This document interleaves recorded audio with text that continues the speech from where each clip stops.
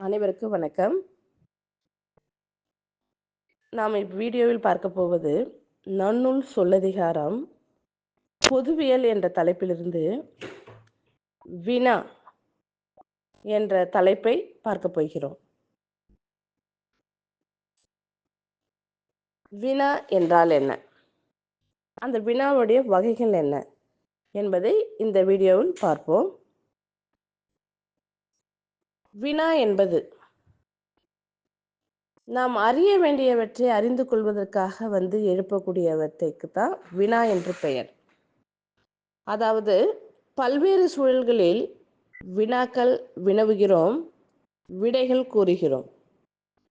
மொழியின் வளர்ச்சி என்பது வினவுவதிலும் விடையளிப்பதிலும் கூட இருக்கிறது. அவற்றை பற்றி நன்னூலார் விளக்கியிருக்கிறார். அவற்றை தற்பொழுது பார்க்கலாம். வினா: அறிவு, அறியாமை, ஐயுறல், கொளல், கொடை, ஏவல் தரும் வினா ஆறும் இழுக்கார் என்று நன்னூலார் கூறுகிறார். அறிவு, அறியாமை, ஐயுறல், கொளல், கொடை, ஏவல் தரும் வினா ஆறும் இழுக்கார் அப்படின்னு சொல்லிட்டு நன்னூலார் தன்னுடைய நூற்பாவில் கூறுகிறார். அவற்றுடைய வகைகளை பற்றி தற்போது பார்க்கலாம்.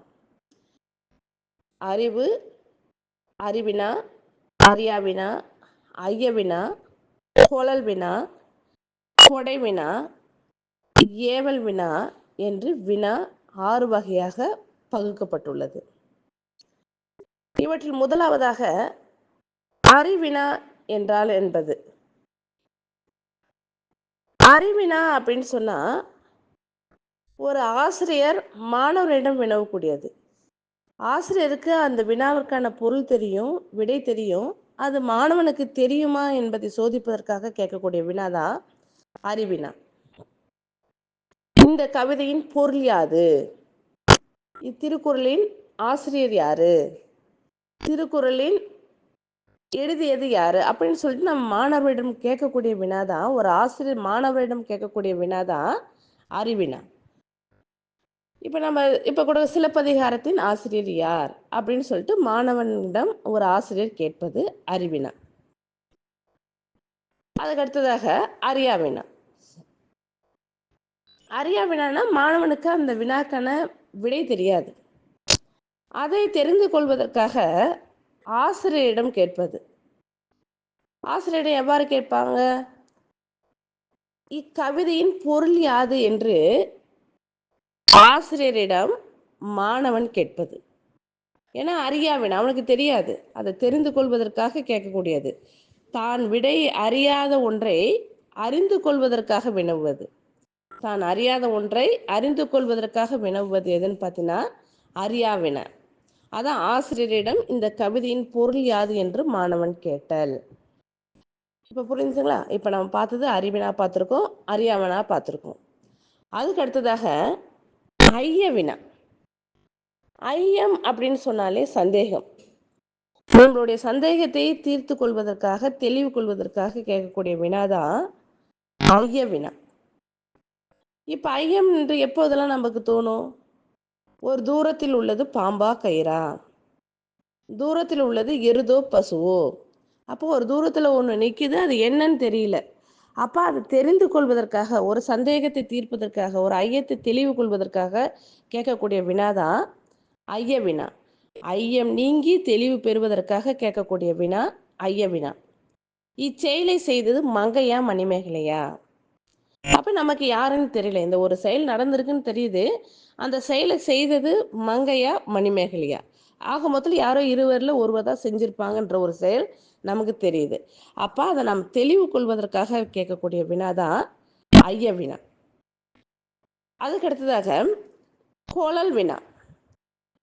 கொளல் அப்படின்னு சொன்னாலே நம்மளுடைய தேவையை நிறைவேற்றிக் கொள்வதற்காக பிறரிடம் இருந்து ஒரு பொருளை பெற்றுக்கொள்வது கொளல்.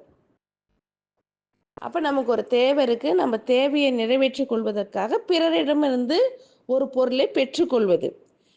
தான் ஒரு பொருளை வாங்கி கொள்ளும் பொருட்டு வினவுவது. இப்போ நம்ம ஒரு கடைக்காரர்கிட்ட போகிறோம், கடைக்காரர்கிட்ட நமக்கு ஒரு பொருள் தேவை. அப்போ ஒரு ஜெயகாந்தன் சிறுகதை இருக்கிறதா அப்படின்னு யார்கிட்ட கேட்குறோம்? கடைக்காரர்கிட்ட கேட்குறோம். அப்போ நம்மளுடைய தேவையை நிறைவேற்றி கொள்வதற்காக கேட்கக்கூடிய வினா குழல் வினா. பருப்பு உள்ளதா வணிகரே, புத்தகம் உள்ளதா வணிகரே அப்படின்னு சொல்லிட்டு நம் கடைக்காரரிடம் கேட்கக்கூடியது குழல் வினா. அடுத்ததாக கொடை வினா. கொடைன்னு சொன்னால் பிறருக்கு இல்லாதவங்களுக்கு நம்ம ஒரு பொருளை கொடுப்பதற்காக கேட்கக்கூடிய வினா கொடை வினா. நம்ம குழல் பார்த்தோம், நம்மளுடைய தேவையை நிறைவேற்றி கொள்வதற்காக கேட்கக்கூடியது குழல். பிறருக்கு இல்லாதவங்களுக்கு நாம் கொடுக்கக்கூடியது வந்து பார்த்தீங்கன்னா கொடை. பிறருக்கு ஒரு பொருளை கொடுத்து உதவும் பொருட்டு வினவுவது. பிறருக்கு ஒரு பொருளை கொடுத்து உதவும் பொருட்டு வினவுவது தான் கொடை வினா. என்னிடம் பாரதிதாசன் கவிதைகள் 2 படிகள் உள்ளன. உன்னிடம் பாரதிதாசன் கவிதைகள் இருக்கிறதா என்று கொடுப்பதற்காக கேட்பது. அப்போ அது என்கிட்ட 2 புத்தகம் இருக்குன்னு சொன்னால், அப்போ நம்ம எதுக்காக கேட்குறோம்? அது இன்னொருத்தவங்களுக்கு கொடுப்பதற்காக தான் கேட்குறோம். அப்போ அதற்கு பேர் தான் கொடை. நாம் பெற்றுக்கொள்வது கொளல், பிறருக்கு கொடுப்பது கொடை அப்படின்னு சொல்லிட்டு நன்னூலார் கூறுகிறார். இறுதியாக ஏவல் வினா. ஏவல் அப்படின்னு சொன்னாலே கட்டளை அப்படின்னு பொருள். ஒரு செயலை செய்யுமாறு ஏவுதல் பொருட்டு வினவுது. ஏவுதல், ஒரு வேலையை செய்ய சொல்லி ஏவுதல். எப்படி ஏவுவாங்க?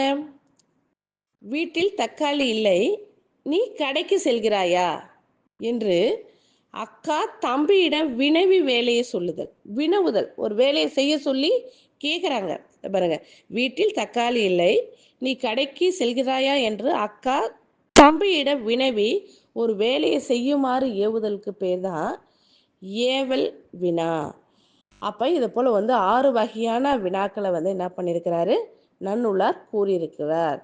அறிவினா, அறியா வினா, ஐய வினா, குழல் வினா, கொடை வினா, ஏவல் வினா அப்படின்னு சொல்லிட்டு. அப்போ இந்த 6 வினாக்களையுமே வந்து நாம் தெளிவுற நாம் தெரிஞ்சிருக்கணும். இப்போ சொன்ன செய்திகள் அனைத்தும் உங்களுக்கு தெளிவாக புரிஞ்சிருக்கும்னு நினைக்கிறேன். நன்றி.